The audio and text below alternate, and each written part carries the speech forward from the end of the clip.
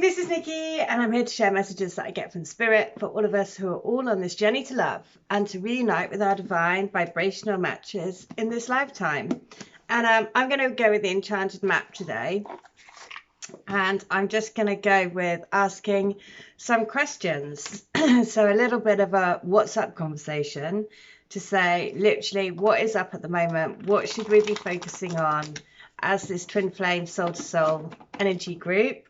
What do we need to be focusing on? And just what's up, basically.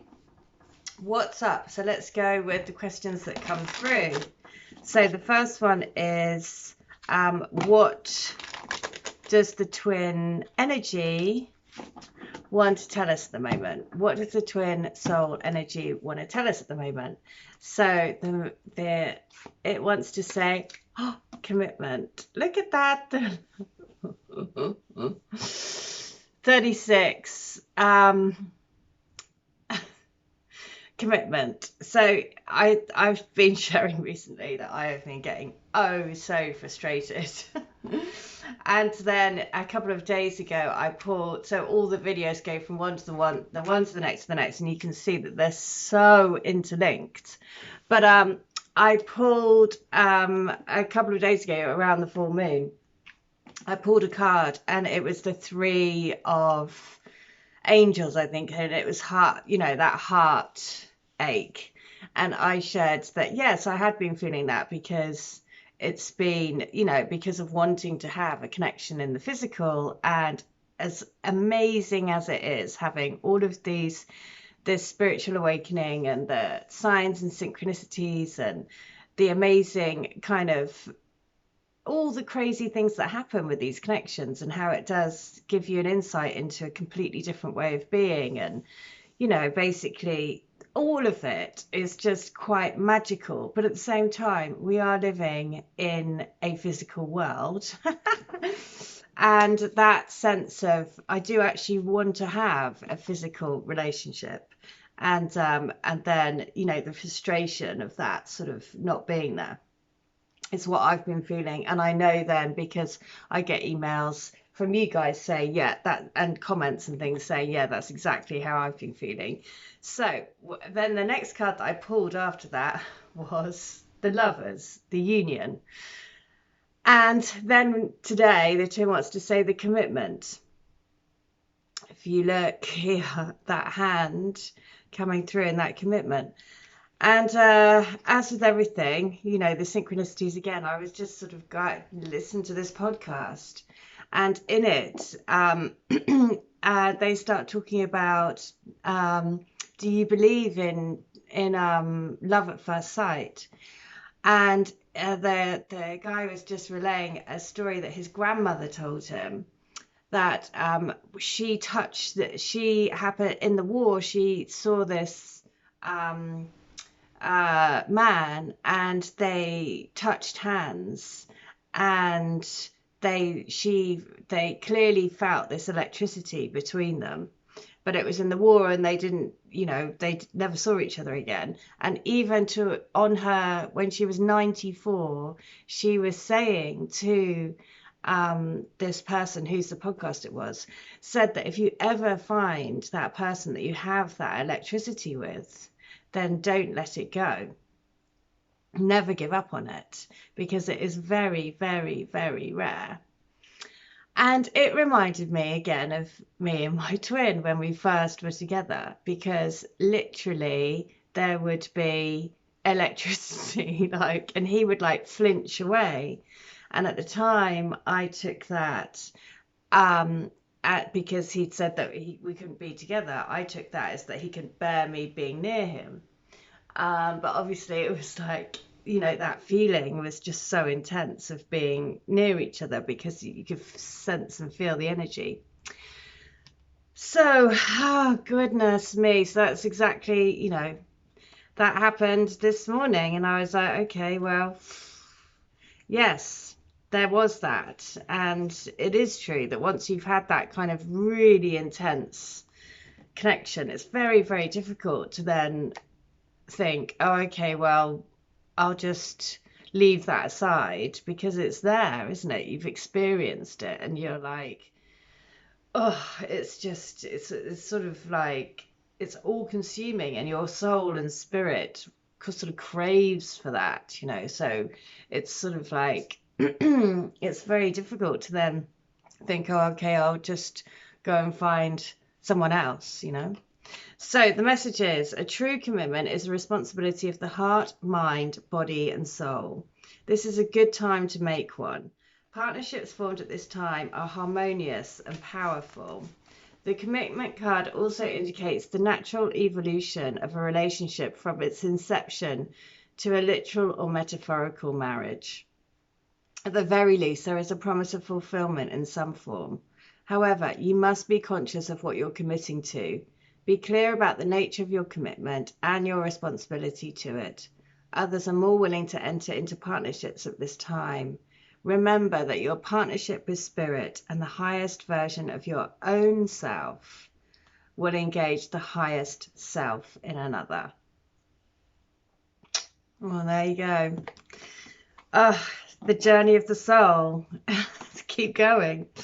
It's the message, isn't it? Keep going. It's the highest version of yourself, whatever that is.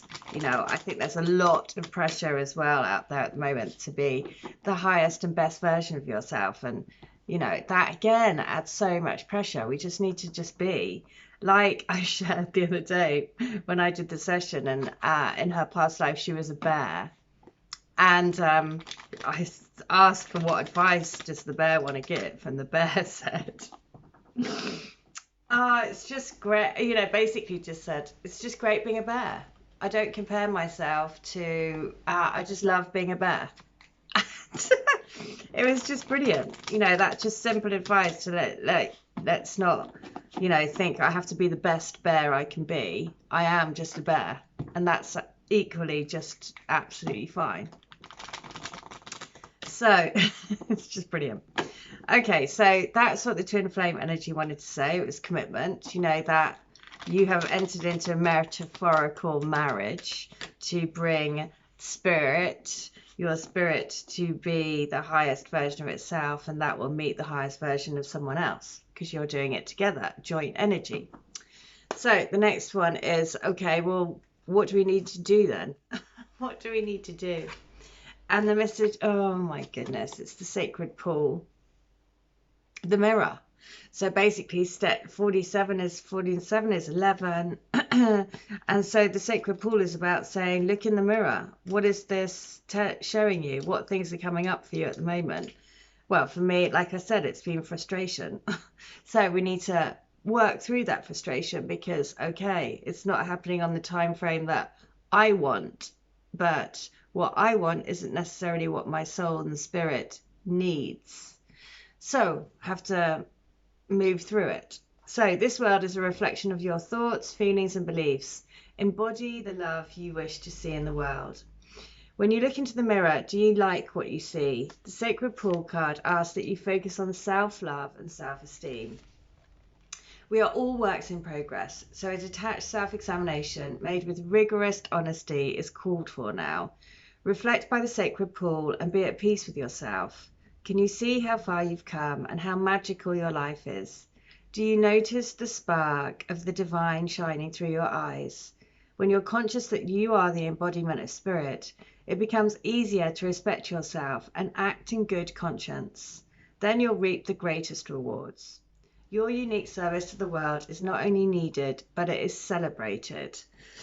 See the love within you and know that if you cast it upon the waters, it will return to you tenfold. Be at peace, for you are beautiful and you are loved. Act with surety and confidence, and success shall be yours, whatever your inquiry.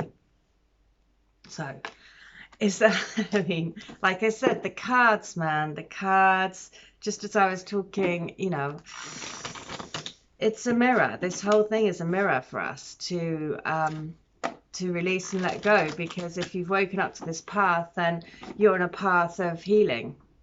And the healing never ends, and the uncovering of the soul never ends, and the wisdom seeker, the seeker of truth never ends. And, you know, it's never ending. So so I've asked, what does the twin spirit wants to say? And it was the commitment. What do we need to do? And it was focus on self-love. Okay, then we ask, what is the future then? What's the future for the twin flame energy? What is the future? Oh God.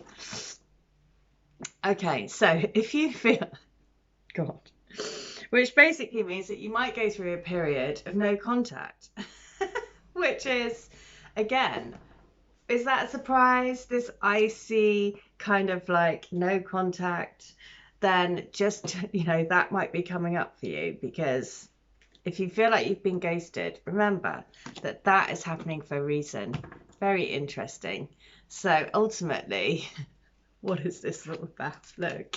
So we're being told, even in that phase, when you go through this, basically, when you're feeling that you're being completely ghosted, is to keep the heart open.